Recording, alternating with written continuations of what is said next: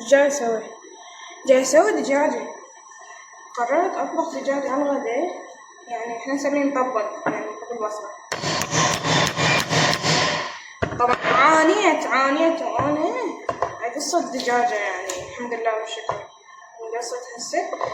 راح أسوي، يعني أنا عندي بهارات إلها، يعني أخلي بهارات صحيحة اللي عندي اللي موجود، والباقي عندي أصلا بهارات هي مشكلة للدجاج. ورا ما راح أسلقه، طبعا راح أسلقه بزر الضغط، لأن أنا أحب يعني إنه يصير شي طعم مركز بيه.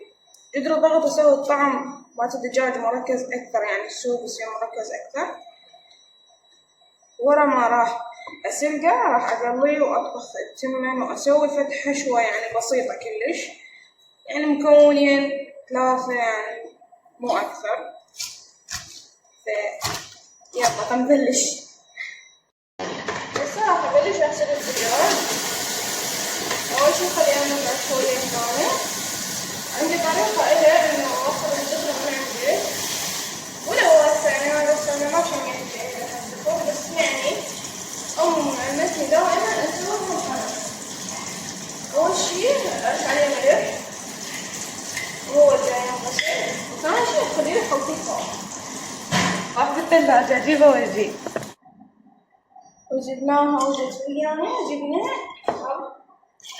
شنو؟ أقلل هيجي يعني طبقين هيجي النص. فخلصنا من الدجاج شوي أخليه يعني بالماي والخل والملح، وراح أبدي أرتب هاي الخبصة اللي أنا سويتها.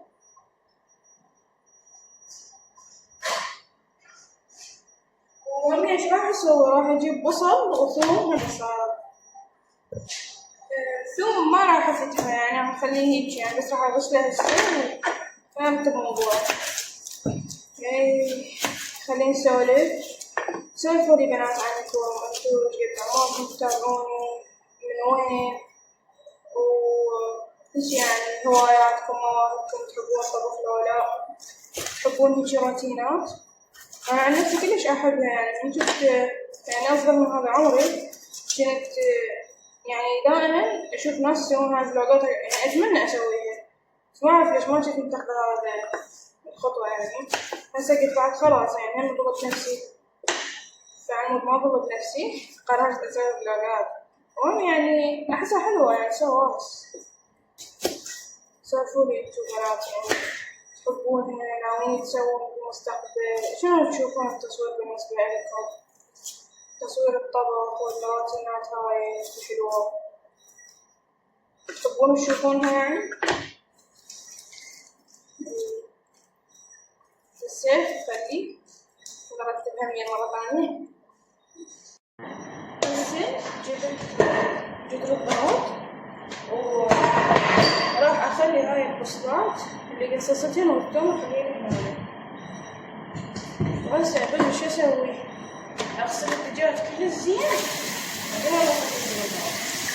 شوف هاي ما يصير عندنا ماء، هاي ما شلتها يصير ما راح تصير. لازم تنسى هاي مالت الزوائد وكذا، يعني أنا قصيت الزوائد بس إنه يحط أكثر، يعني الدجاجة قصيتها بس 4 أقطع. ليش هذا؟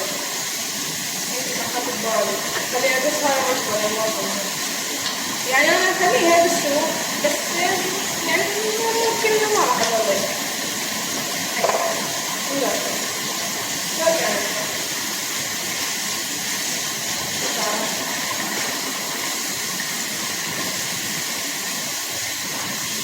شوفوا شلون نسوي.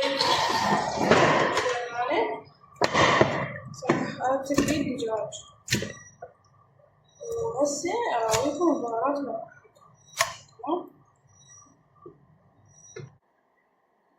هسه نبلش بالبهارات. أول شي راح أحط قرنفل، هيجي كم وحدة، وراح أخلي كركم بس شوية لأن البهارات البقية عندي كركم، وراح أخلي دارسين،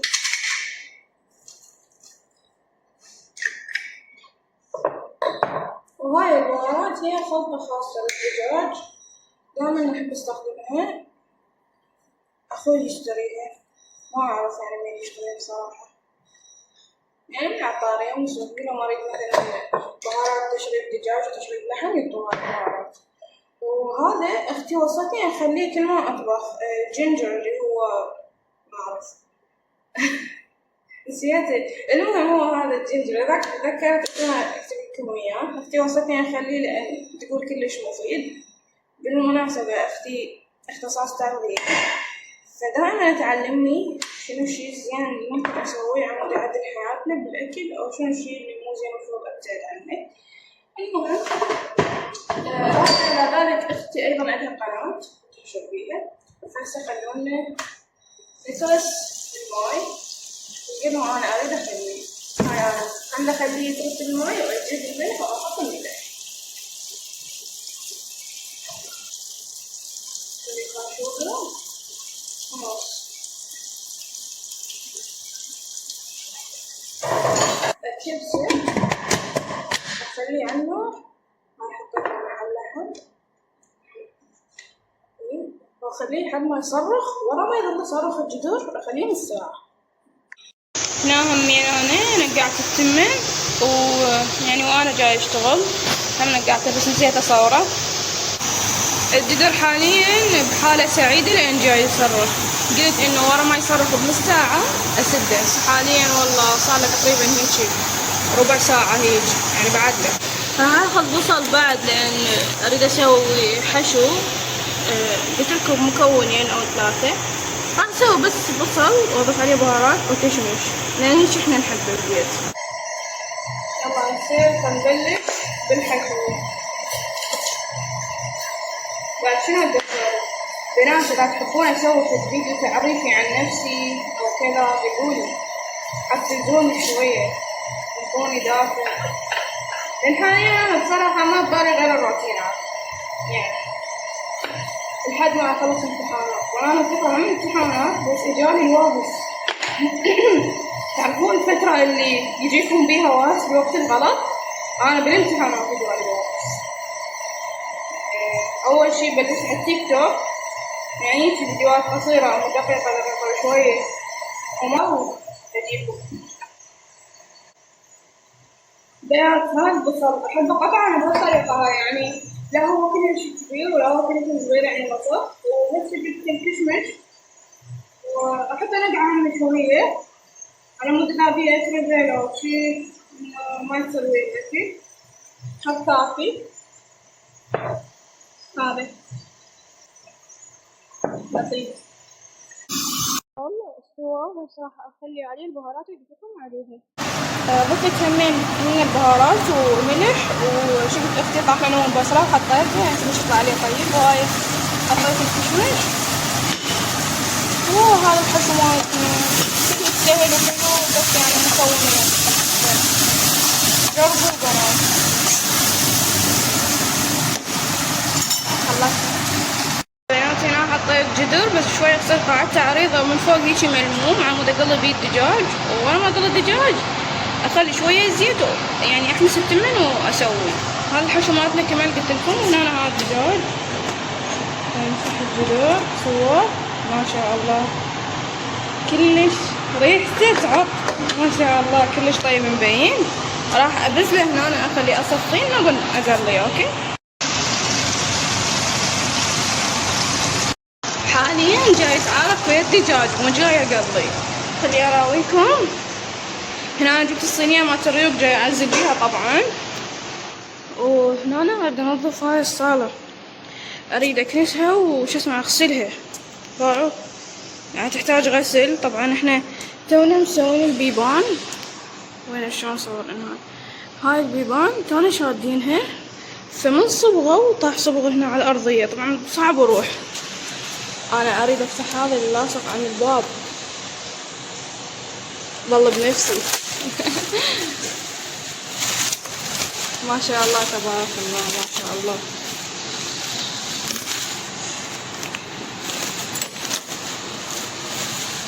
اللهم صل على محمد وآل محمد. شوفوا شلون حلو. شلون ما شاء الله. اي هسه راح ابلش انظف هاي الصالة مثل ما قلت لكم. بناتي انا خلصت الدجاج قليته كله وقللت من الزيت. شو راح اسوي؟ راح اخذ شوية من هاي الحشو هذا مسويته بعدين هذا تمام. راح اضيف فوقه السمن وراح اسوي بهارات نفسها اضيف لها دهنان شوية وملح وماء.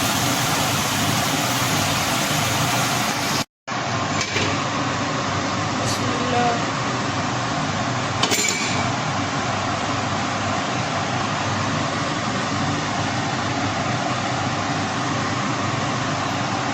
وهاي اخر لقطة. بنات صدق تتابعونا هذي الكويتية من تطبخ التمن وتقول هاي احلى لقطة بروحي تفتت تبارك الرحمن ايش قد احبها. عارفين فيديوهاتها راحة نفسية ما شاء الله، الله يحفظها لأهلها. هيجي فيديوهاتها تفتح النفس. طريقة طبخها طريقة الطبخ الكويتي كلش تعجبني، خاصة طبخ السمك خاصة الزبيدي. لا تسألون ايش معنى.